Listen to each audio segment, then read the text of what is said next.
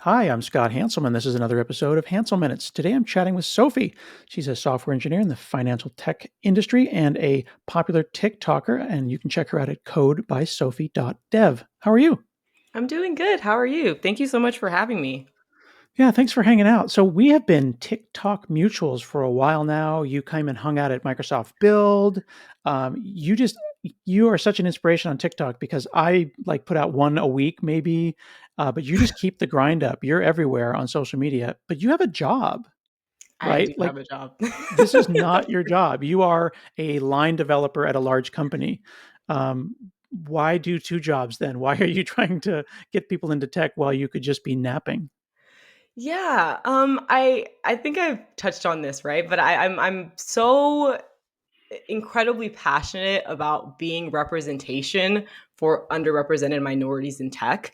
I went through the 4 years and I took the classes, I did the work, and I know what it looks like. I know what the process is like, and I know that there's not that many folks that look like me. And I realize how helpful it is to have those figures to look up to kind of, give you that idea that I can do it too. They did it, I can do it. And so, really, that's the main driver behind it. And then, of course, when you get that one DM or that one message of, you got me into coding, or you helped me get through this, or this, that, and the other, it just kind of reassures you that, I'm having some kind of an impact, which is nice to know that I'm helping others as well and not just, typing away on a keyboard and wasting my life away, you know? Are there any other tech people in your family, or are you the first tech person? I'm the first tech person. Yeah, I'm the first tech person. My dad's an architect, so he was very big on math and science naturally, and kind of stressed the importance, I guess, of it. But I'm the first actual tech person. And when you go to like the family Thanksgiving or whatever, do they all just want you to like fix their Macs and update their Windows and Oh my stuff? God. Okay, so this is gonna sound crazy. I have a rule and it's become like a running joke. And I tell my family members, I'm like, okay, if we're having a function, things, whatever the situation may be, just assume that my brain is off. Don't ask me to help you reset your password. I don't know how to turn the TV on. Like literally the most random things that they just don't want to figure out. Like maybe the audio is messed up or something. Oh, call Sophie. No, like pretend my brain is off. I am not participating. Like I'm over it. I spent Thanksgiving setting up a sound bar for my parents. And I'm like, why do you think my job qualifies me in any way to Bluetooth pair the sound bar? But I ended up doing it anyway. And, You're I very came for. you're very kind for having done it because I have to put my foot down. The only person that has a a warm spot in my heart is my mom. So if she asks me to help her with whatever it may be in terms of, her phone, setting an account up, absolutely I will always do it and I will ask no questions. But anybody else, they're getting a side eye and a little bit of attitude. That is the way. I definitely agree. You don't, we have limited time with our family and friends, so like if they want me to reboot the router, they live about 30 miles away. I will happily drop everything. I will drive over there and I'll reboot that router because that's a moment. But if it's a cousin, no, I don't know you. I'm sorry you lost your Gmail in a crypto scam, but good luck. Right. Hopefully they're not listening to this show. Okay. So you're out there spreading the good word about tech. You're doing it in your spare time, but I'm going to be kind of like real talk here because I don't want to necessarily disrespect any of our maybe mutual friends, but there is a group of, we'll call them tech talkers, but they're also on Instagram and YouTube Shorts that are really talking about, yeah, just do a little light studying for 6 months and you can make six figures. And getting into tech is very easy. Just study this and go to that website for 6 weeks. But you're not that. You're actually kind of unapologetically ruthless about the grind and the work involved. Is that a conscious thing that you're doing? Absolutely. It was hard. Like, I'm not here to sugarcoat anything. It was incredibly hard. And it's not a comfortable way of thinking. It takes a lot of grind and hustle to get it done. At least it did for me. But I was able to get it done. Right. At the end of the day, you put in the work and you have a result. And I want to be transparent about that. Just because something's hard doesn't mean that it's not possible. But I'm not here to sugarcoat anything either. I also think it's very important to highlight that it's hard, because there's a part of tech, I think, that kind of makes it seem like this is so easy and it came easy to me, and I've been coding since I was 2 and I'm so naturally smart and this, that, and the other. And hi, I'm Sophie. I'm not naturally smart. I actually work hard. I didn't understand any of this stuff, but I figured it out and I'm here. So this is the reality. And I kind of want to shine a light on that, right? In terms of the whole like study 6 month situation. So controversial opinion. There's like a controversial opinion about boot camps, I feel, right? And I think that I've gone into like really good dialogue with some of my friends. Like some people feel very strongly against boot camps, and I got a 4-year degree, and I'm not against boot camps. I don't see why I would be. I think it's an avenue to break into an industry and potentially make a good living and change the outcome of your career trajectory. If you have the option to go to a 4-year university, absolutely take that. But if you don't and you're not happy and you want to transition, try out a boot camp. I don't see what the problem is. That kind of Well, was a lot of answers to your question, but anyway. no, there's a lot to unpack there, and I think it's worth talking about because there is a we all want everyone to be equal, and we want everyone to be happy, and we want everyone to be successful and healthy and have a roof over their heads and be able to eat. And I also want to be able to say, you can do it. Like everyone wants to be the one that says you can do it, because the opposite of that is like, you can't do it. Mhm. Right. Uh, and then you're gatekeeping, right? You're standing in front of the gate, preventing people from getting in. Do you think anybody can get into tech, or is it okay to say maybe you don't have that magical skill and maybe you should think about another one of the many varied careers, or maybe a career that isn't, when I say tech, I mean like you and I, like writing code and shipping code. You could be doing other work in the tech space, but not maybe directly compiling code for someone. I personally don't think that I'm in the position to tell anybody that they can't do something. I don't know your Mm. background. I don't know your work ethic. I don't know how you learn. I don't know any of that, right? Um, all I know is that what I've been through, and I know I would like to assume that I'm a pretty average, relatable person, right? And so through that relatability, I carry that mantra of, yeah, absolutely anyone can do it. Because there was a point where when I first started my undergrad in computer science and engineering, I remember I was hanging out with some folks in NSBE, National Society of Black Engineers, and I was talking to one of my colleagues, or fellow friends, engineer, whatever you want to call it. And I was like, oh, I'm going to get a shirt that says engineering student or computer science and engineering, UC Irvine. And she was like, like, I'm going to hold off on that. Like, I want to make sure that I can really do this before I start repping that, like, I'm an engineer. You know what I mean? Like, so she was already having questions about, am I going to make it to the end of the 4 years? And then that kind of made me think, well, wow, am I going to make it to the end of the 4 years? Like, you know what I mean? Like, I don't know any engineers. I've never seen a black engineer in the industry, not especially not a woman. So, is it possible for me to do this? Um, but I did, right? And I was able to kind of to get through that whole situation with the hard work. And yeah, so I don't know. I'm never gonna tell somebody that they can't do something just because I think if they want to be able to get to the end of it, they'll be able to. I dig it. So then, if we assume that everyone can do it, and then they can decide for themselves if they want to continue, then the question is, how do you have a long and varied career? You've been an engineer, like a professional engineer now for almost 4 years. You're coming up on a half decade of time. See how impressive that is if you say it like that? I You're coming up on a half decade in tech. don't know Uh, that you I know, like that. you're so old, Sophie. I know. Um, but you're coming up on 5 years, and then you'll come up on 10 years, and hopefully you'll have a 20 or 30-year career, and you'll retire happy, having taught and inspired a lot of other engineers. But in order to do that, you have to also not quit now. So I assume that the grind didn't end when you got your undergrad. The grind continues. Yeah, when I completed getting my degree, that was probably the beginning of everything. There's like phases. I think that's a good way to put it, right? You have like your initial phase where you're introduced to tech or computer science and you're like, "Oh, this is something that I want to get into." You decide you're going to get into it. That's phase 2. You're in your undergrad. Then you kind of get into the, "Wow, this is actually really hard and I was not expecting this. Can I actually make it to the end?" You make it to the end, a whole struggle in and of itself. And then you're in the phase of, "All right, great. I got the degree. I'm here. Now I have to actually learn how to be a software engineer," which, newsflash, is kind of nothing that you learned in college. It's a completely different arena, right? Um, and quite frankly, I'm still figuring it out. It was a struggle like my first 6 months in like the corporate area, because you start to have a whole bunch of another set of doubts.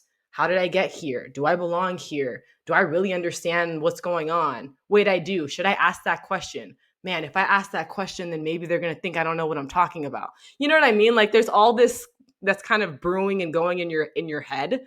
Um, but after you kind of work through that, you kind of start getting a little bit more confident, right? Because when you're in a meeting and you're debating asking a question, and then you hear somebody else ask the same question, then you kind of get the reassurance of, "Oh, wait a minute. Okay, so maybe I do know what I'm talking about." All right, so then in the next meeting when you have a question, you're like, "All right, let me ask my question because it's probably going to add value." You ask the question, and then you kind of slowly start getting a little bit more confidence, and you start learning more.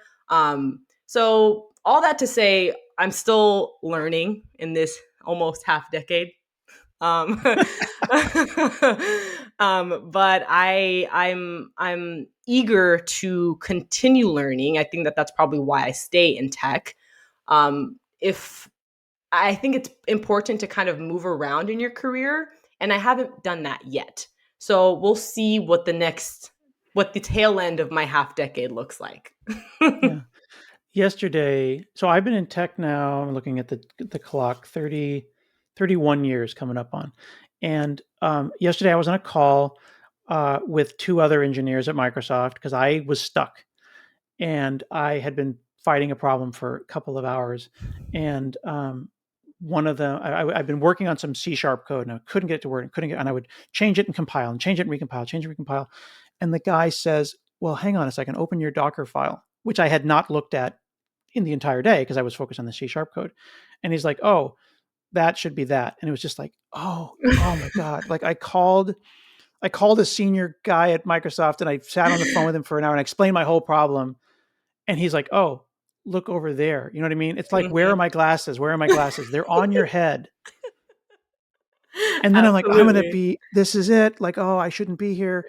But then I remembered, and what was cool about it was that that exact same thing happened in reverse with that exact same guy 6 months before, and he reminded me of it. Oh, I love And he that. says, "Hey man, it happens to the best of us. You hooked me up 6 months ago. Let's just keep bouncing back and Mhm. forth, and Mhm. that's okay." And this is after 3 decades, and that's totally okay. And if you, hopefully, Sophie will have 20 years in the biz, and you're going to still need to Google for how to do a regular expression because no one knows Oh, how to don't do get that. me started on regular expressions, please. Isn't Yeah, it awful when people, when you say that, like someone's listening to this show right now, and they're in their car, maybe in their driveway, like because they love the show so much that they've arrived home and they need to absolutely. go inside, but they're Mhm. just having a driveway moment. Right. And you and I just said that about regular expressions, and they're like, "I never had a problem with regular expressions. I those were I don't see why everyone thinks they're so hard." Tech bros have entered the chat is what it sounds It's a like. language within another language. Like you make a language and then you put it in a string inside another language. Who thought that was a good idea? I have no Yeah, idea. regex is always going to be a problem for me. Yeah, same. Of Yeah, there's a list of things, but that is on Well, there. so the other thing I think is interesting is I'm realizing, and I'm telling my 15-year-old, my 17-year-old this, is that life is a way bigger group project than you Mm. ever thought. Like if you excelled in school doing stuff alone, you're going to find that life will end up putting you in group projects. Have you found that a lot of your coding is like collaboration, or are you just alone in the room with Google and Stack Overflow? Well, quite literally, I am alone in the room because I work from home. by myself. Fair, fair. but Same, uh, same. but in terms of collaboration on code, like absolutely not. I mean, I actually had to. I can get kind of stubborn, right? And I don't. I know a lot of coders can be the same. When I'm working on a problem, my mind will not stop until I figure it out. I mean, it's affecting. I don't think it's healthy. It's affecting my entire day, my mood, like my sleep, all of it. So what I'm doing now, before I reach out for help, is I'm trying to time box how long I struggle. And before I would not time box it. Like my manager would have to reach out, like, hey, how's the progress on X, Y, and Z? And I'm working on it. Like, I'm gonna figure it out because I'm just so stubborn, or if I can figure this out and I want to get to the solution. But a lot of the time, what people don't realize is that when you're being stubborn like that, you're actually robbing yourself of maybe something very valuable. If you ask for help after, do your due diligence first, of course. But if you ask for help sooner rather than later, they'll walk you through what their thought process is. So then the next time it comes up, you can solve it this much faster. Right. So it's it's very valuable to know when to ask for help, even though it can be a little bit frustrating because sometimes feel like you can do it all yourself. And I I feel like, yeah. yeah, and I feel like also the value of being a senior engineer is just having seen it before. So, Mhm. like, you're not going to remember everything, but you are going to go and say, I've had this problem before. Mhm. I'm not Mhm. going to waste 12 hours on it like I Yep. did last time I had this problem. I And actually had to open up code yesterday that I had, and I saw the last check in was 2018. And I was like, I wrote this. I don't recognize any of this information. Like, it says it was me, but I have no idea. yeah, that's kind of how it goes. And then the worst is when you have to re-pick up a project and like go re-explain everything you wrote. That's like, I feel like that's called, if there's a word, it's like coding zone or coding, I don't know, like coding vision. And you're just like typing all this stuff and it's like absolutely amazing. And then you look back at it 3 months and you're like, I have no idea what any of this is doing. And I need to go re-explain it to myself. My boss Amanda Silver calls that the flow state, like when Okay. you're just there, you're locked in. Yeah. But to your point, you're stuck. Like you're in the shower, going for walks like I've seen movies where I'm watching a movie and I can't stop thinking about this problem. Yeah. I wonder if that's a uniquely engineering It has to thing. be. I'm convinced that it is. But it Yeah. even, yeah, I feel like it used to happen to me when I was in school as well. Like if I couldn't solve something, I would be very probably this is not good. I was irritable until I could like speak to the professor and be like, "Look, I've tried X, Y, and Z, and this still does not make sense. Like, make it make sense, you know?" Um, so I think it's just part of it. One of the things that you've talked about on your TikTok are like coping skills. And internally at Microsoft, we have some programs called Tech Resilience, Hmm. where we teach people how to be technically resilient. And one of the things that we're seeing is kind of, I wouldn't say conflict with an uppercase C, but maybe conflict with a lowercase c between different generations about what is the appropriate amount of arguing, where it's like you're in a safe space and we're having an argument about tech versus I don't like the way you're talking to me, or now you're being disrespectful. Like you ever see that meme where the guy's fighting with his brother about the Wicked Witch of the West? I don't think I You have, ever seen this? Okay, maybe sadly. this is Maybe a I live under Vine a meme, rock. but okay, that's okay. But so like Wizard of Oz, right? Yeah, yeah. So there's this Wicked Witch of the West meme. I'm actually going to go and Google this because I need to make sure that I get it exactly correct. And this guy is like, she's like her sister's a princess, and they came down in a bubble. Oh my god, I can't. I'm gonna have to have Mandy, my editor, like Put go it in and there, like put pop it it in in. here so that people will understand.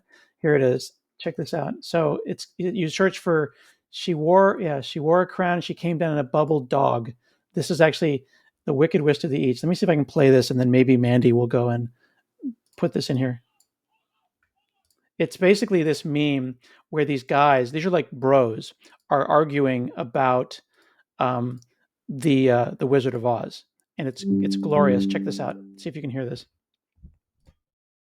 Hold on! Hold on! Hold on! Hold on! This is my favorite. Hold on! Her right? And what was her sister? A princess, a wicked witch of the east, bro. I'm gonna stab him. You're gonna look at me and you're gonna tell me that I'm wrong? Am I wrong? She wore a crown and she came down in a bubble, dog. I'm not fighting with you. So these are like two grown men that are fighting about it, and at the end of it, the guy says, "This is my favorite movie." And what's so wonderful about it is that it's just such a ridiculous like argument, but you can tell that like they're cool and they love each other. So sorry that this took so long to explain that. That sound shows up on TikTok a lot because it's just like the healthy argument, but also way too passionate. Because if one of them had been proven wrong at the end of the argument, they would go, "Oh, yeah, you're actually right about that." So I have those relationships at work where someone's like, "You're an idiot," but they're not really like, it's not toxic. Yeah. It's just that kind of like fighting. So I'm curious, have you found times when you like really are vibing with people at work and fighting about tech and you still know it's healthy and you feel resilient? Or are there times where you fight at work about tech and then it ruins your week? It's really interesting. I've encountered it between some of my colleagues. Like they'll have that kind of dynamic between them, like in front Hmm. of, others, and like they're Oh kind yeah. of going at it back and forth. But these are like senior engineers and they're like really going at it. And I would consider myself still pretty junior. So like I'm just kind of like sitting there like, like looking back and forth and like, I've observed it, but I don't think that I've actively had like that passionate of conversations around tech. I think typically what'll happen, and this is just more recently, now that I'm a little bit more comfortable voicing my ideas, because Hmm. believe it or not, it takes a while to get there. No, yeah, as it does, yeah. I I was working on something with somebody that was more senior than me, and we were trying to come up with a solution. And I found a solution that I thought was pretty good, like pretty decent, and he had a different solution, a completely different solution, right? He's been doing this a far longer than I did, or I have. And I'm telling him about this, and I'm like, hey, like, I really think we should do it this way. And he's like, well, I don't know that we should because X, Y, and Z. And then I was like, okay. And like younger Sophie would have been like, okay, that's fine. Like, send me the Oh, documentation for your approach. Like, he's more senior. We're gonna do it okay. his way. And you're like, "Yes, That's sir. it. Yes, ma'am." Right, Oh, absolutely. But this like current Sophie was like, well, I think, like, nervously into the mic, like, I think it's better for A, B, and C, right? And then he's like kind of taken aback, but not in a bad way, kind of like, oh, I didn't think about that actually. That's actually sounds pretty good, right? And then we kind of go in and we ended up taking my approach, and I was like, oh, so that's kind of how that goes. So it by no means was it like heated at mhm, all, but it was a minor step for me to kind of like push the envelope a little bit and be like, hey, I think that we should do this. So I've encountered the heated conversations. I'm not there yet where I'm like so confident that I'm going to be like, yelling mhm. back and forth. but Yeah. hopefully soon, or maybe soon, we'll see. Well, I recognize that that kind of like back and forth has a very like dudes duding kind of like brothers Yes. screaming thing, and Yes, there's a absolutely. certain kind of gendered intensity to it. But at the same time, I'll tell you that you can have that relationship with coworkers that you trust of all ages and flavors. And when you get there, and I hope that you have that sometime, it's super powerful because you'll fight, you'll disagree, and then you'll commit and you'll say, I love that I could fight with you, lowercase f, in a way that was like safe. You never questioned that I was supposed to be here. So, like, you and I could have a fight about a website or whatever. And at no point is one of us going to like flip the bozo bit and be like, Mhm, Sophie doesn't know what she's talking about. mhm, mhm, We're just mhm, having like a legitimate disagreement. And then mhm. and then you go to drinks afterwards and everyone's Mhm, happy. mhm.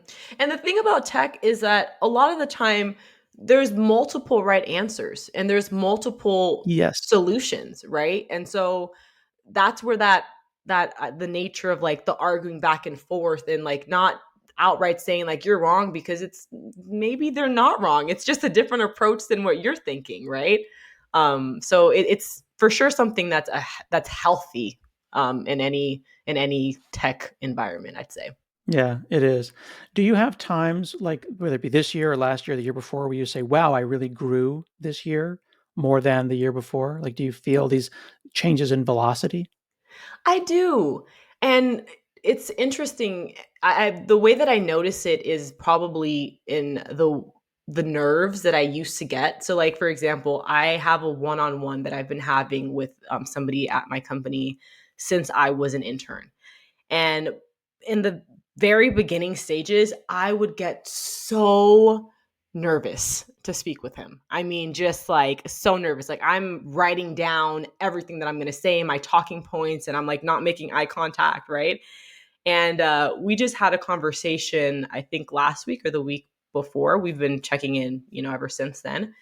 And I wasn't nervous before. I genuinely felt like I was calling someone up to just have like a catch up talk and like talk and just casually throw in the technologies I was working on, what I was doing.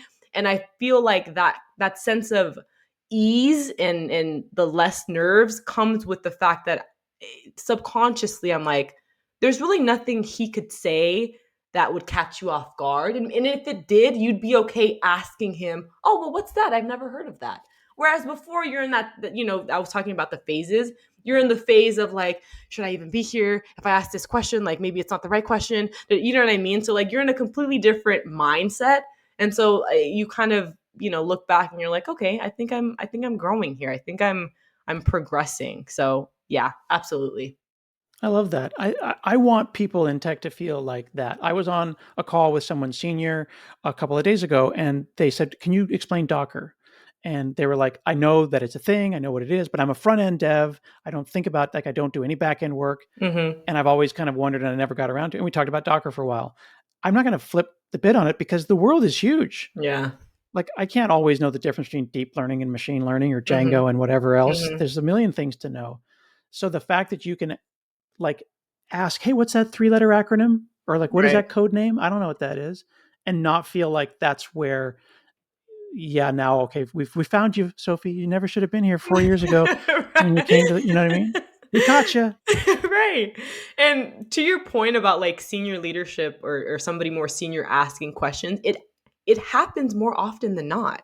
Where at least in my space, like they'll ask something, or if some even at a level of make somebody that maybe isn't as senior, maybe they're more junior or whoever it may be, and they're asking you about what you're working on because they've never worked on it. So a previous manager I had has like he told me, he was like, you're probably the expert in this, would you like to know why? And I was like, why? I've only been working on it for 2 weeks. He's like, well, because you're the only person on the team that's been working on it, so you're now considered the expert, right? And so when you kind of realize that, yeah, well, tech is always evolving, there's like a million and one things, you can never possibly know everything, you kind of you relax a little bit. It's like it's okay. Your manager may not know the ins and out of the technology you're using because guess what? They've never worked on it. That doesn't mean that they're not qualified or they shouldn't be there or they're not smart or whatever the situation may be. So One last thing I want to ask as we get towards the end here, and folks can check you out at Code by Sophy, SOPHY.dev, as well as TikTok.com/ at Code by Sophy. You keep grinding. You put out great content. You're one of my favorite creators. You've got over 50,000 followers on TikTok. But I noticed something that you're having happen on your TikToks that I have happen on mine. I've just scrolled down randomly and I'm looking at your TikTok. And I'm just going to look at some of your views. 1,000, 2,000, 2,000, 3,000, 1,000, 2,000, 2,000,000, 1,000, 1,000, 1,000. The covers of these are all the same. There's nothing particularly interesting about any of these other than it's Sophie offering advice. Dozens of them have 1,000 views. One has 2,000,000. Do you have any idea why that happened? I have no idea, Scott. You just keep putting them out until it pops. I have no idea, and I got to be honest with you. The all I can do is continue to kind of be authentic to my message and what I'm trying to get done. And if for whatever reason TikTok decides that, well, I don't even know if it's TikTok, but people decide that they're interested in one of the videos that I make, then I will be very grateful, and then move on with my life and hope that another one gets more attention. And I'm sure that you're making, as I am, dozens of dollars on the TikTok Creator Fund.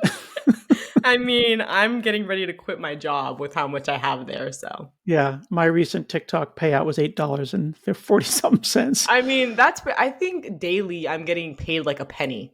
I, Yeah. I don't know if that yeah, anyways, a Well, as penny. long as it feeds your spirit, if not your stomach, I think we're both having fun trying to spread the word about getting involved in tech. Thanks so Absolutely. much for hanging out with me. Of course. Thank you so much for having me.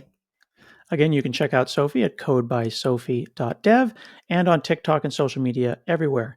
This has been another episode of Hanselminutes, and we'll see you again next week.